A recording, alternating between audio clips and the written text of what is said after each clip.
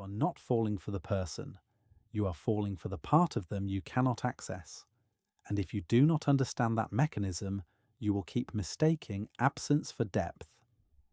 Quick thing before we go further, we are building toward our next subscriber milestone, and your subscription genuinely helps us reach more people who actually want the real psychology, not the recycled stuff. And if this hits a nerve, tap like too, because that one signal tells the algorithm this is worth distributing. Now let us make this painfully specific. You have had that experience where someone gives you just enough. A look, a late-night message, a surprisingly intimate conversation, maybe one incredible date. Then they vanish, or they stay physically present but emotionally foggy. And instead of your interest fading like it should, your mind heats up. You start replaying sentences. You start interpreting punctuation. You start building theories. You start romanticizing. Most people explain this with the usual phrases: fear of abandonment, attachment style, you like the chase. That is not wrong, but it is not the engine. It is the dashboard light. Here is what is actually happening. Withholding turns a person into an unsolved problem, and your brain treats unsolved problems as survival relevant. And once you see the machinery, you stop calling it chemistry. Think about this for a second. There are two kinds of attraction. There is attraction to what is clearly there, and there is attraction to what might be there. The second one is the dangerous one because it is not anchored in reality. It is anchored in prediction, and your brain is a prediction machine before it is a romance machine. The first novel idea I want you to hold is this: withholding does not create desire by giving you less. It creates desire by forcing your brain to run more simulations. When someone is consistent, your predictive model stabilizes. You can compress them. You know what they are like. Your mind stops burning glucose on them because the outcome is no longer uncertain. But when someone is inconsistent, your brain cannot compress them. They stay high resolution in your head. Your mind keeps them loaded in working memory like a tab you forgot to close. This is not poetry. This is cognitive economy. Uncertainty is expensive, and your brain pays the cost because it believes resolution will be valuable. Now watch how sneaky this gets. When they withhold, you do not just think about them more. You think about them differently. You stop observing and you start inferring. And inference is where romanticization is born, because inference lets you replace missing data with your preferred story. Let me show you what I mean.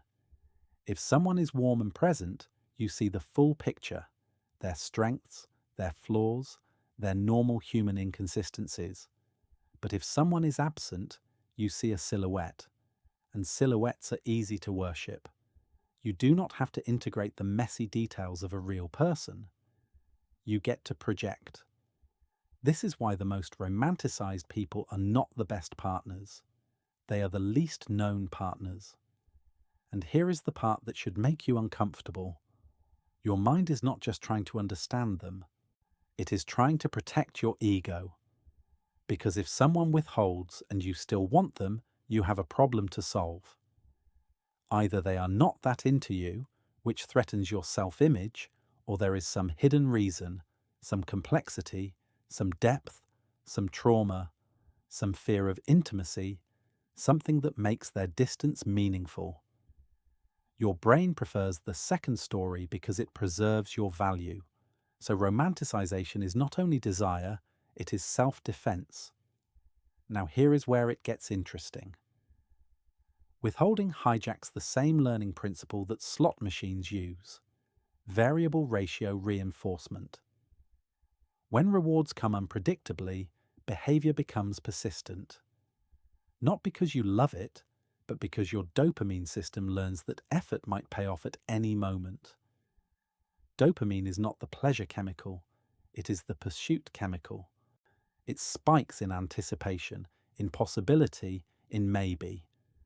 So when they text you after 2 days of silence, Your brain does not just feel relief, it gets a neurological lesson. Keep checking, keep hoping, keep investing.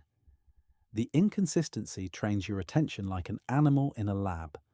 And if you are thinking, I would never fall for that, notice how many intelligent people still do. Because this is not about intelligence, it is about conditioning.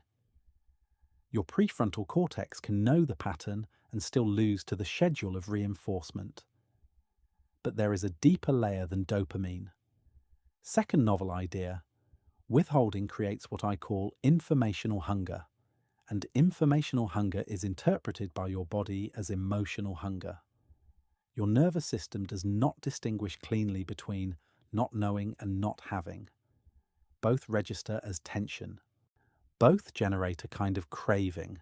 That is why you can feel physically unsettled when someone is unclear. Your chest feels tight. Your stomach does that thing. Your mind keeps pulling you back. You interpret that arousal as love. But it is not love. It is unprocessed uncertainty. Now notice the pattern here. The less information you have, the more your brain must fill in. And what does it fill in with? Your own attachment history, your own unmet needs, your own fantasies, your own idea of what would finally make you feel chosen. So you are not romanticizing them. You are romanticizing the version of you that gets validated by them. That is why one person can be lukewarm to someone who withholds, while another becomes obsessed. The difference is not their charm. The difference is what your mind thinks winning them would prove. Stay with me. Enough, because this next part recontextualizes everything. The real reason withholding feels like intensity is because your brain confuses difficulty with value. In behavioral economics, there is a concept called effort justification. If you work hard for something, you rate it as more valuable, even if objectively it is not. It is a way your mind avoids cognitive dissonance. If you are expending energy, time, dignity, and emotional bandwidth, it has to mean something. Otherwise, you have to face the possibility that you invested in a dead end. So your brain upgrades the person to match the investment, not because they earned it, but because you paid for it.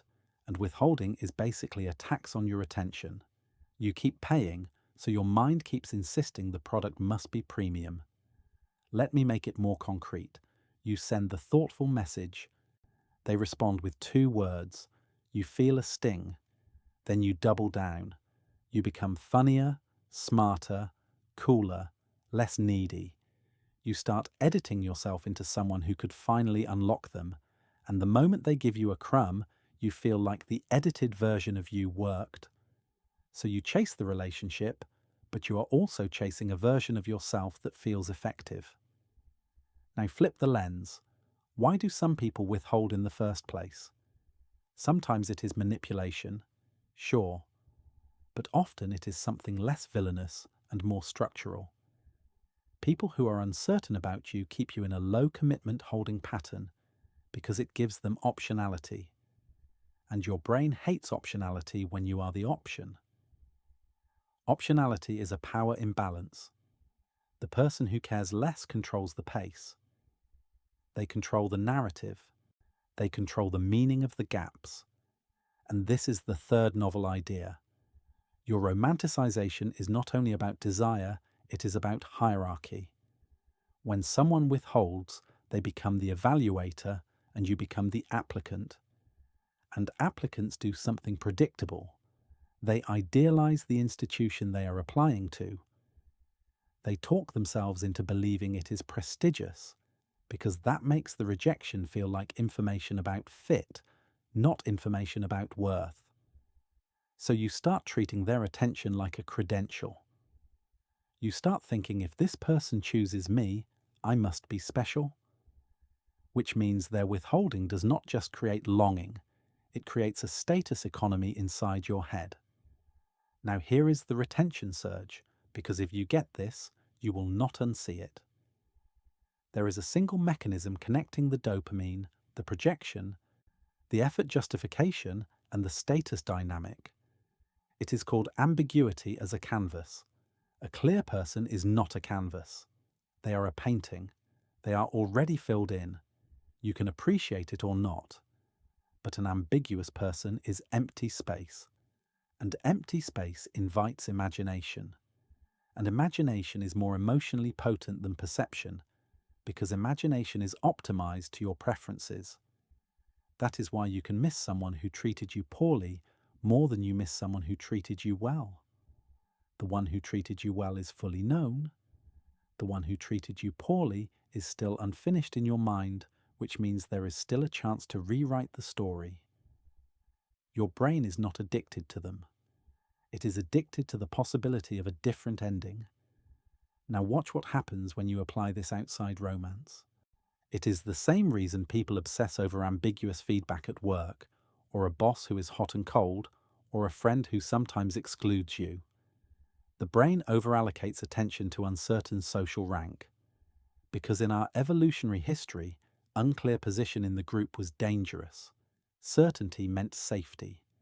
Uncertainty meant you might be out. So when someone withholds, your ancient brain hears, your position is not secure. And it mobilizes, it monitors, it appeases, it performs, it tries to regain certainty.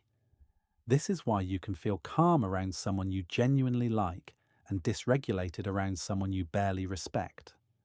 Calm comes from predictability. Dysregulation comes from rank uncertainty. Now let me give you a framework you can actually use because awareness alone is not enough. I call it the 3 questions filter. Anytime you feel yourself romanticizing someone who withholds, you ask 3 questions and you answer them brutally.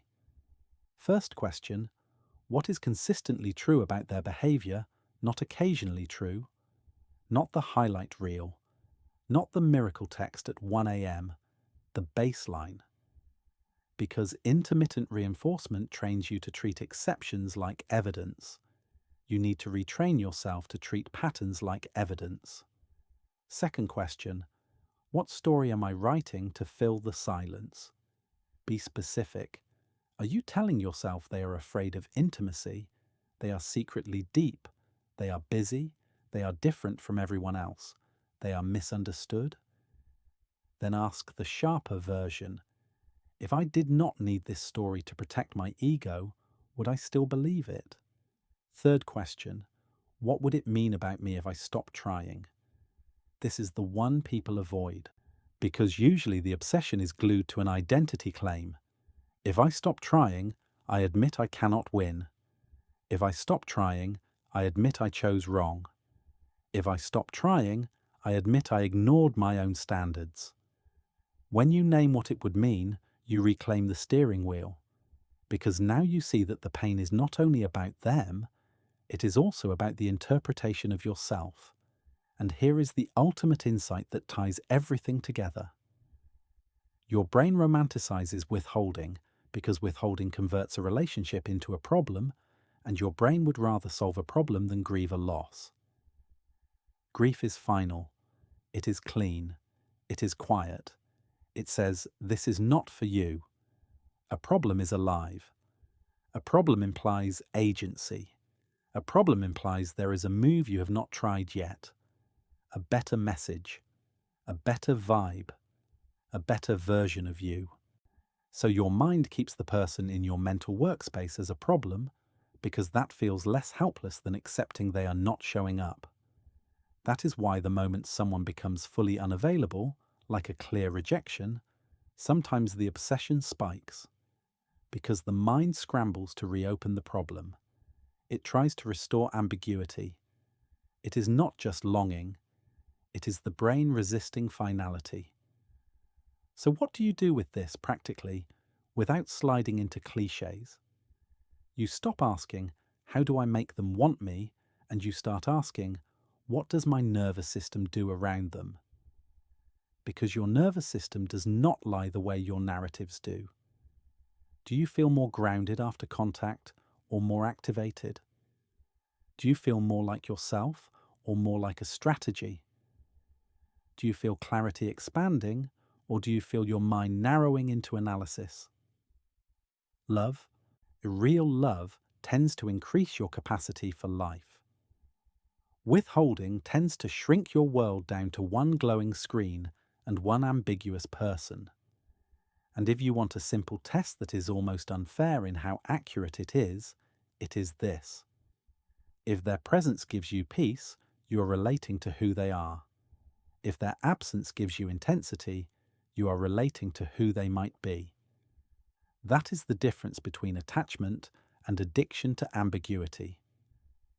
So here is the challenge I want to leave you with. The next time you feel that familiar pull towards someone who keeps you guessing, do not ask what they meant. Ask what the guessing is doing to you. Because the moment you see that your obsession is a brain-based response to uncertainty, not evidence of destiny, the spell starts breaking. If this changed how you see someone in your life, tell me in the comments what pattern you noticed. And remember this line, because it will save you years. You do not miss the person. You miss the version of reality your brain keeps trying to finish.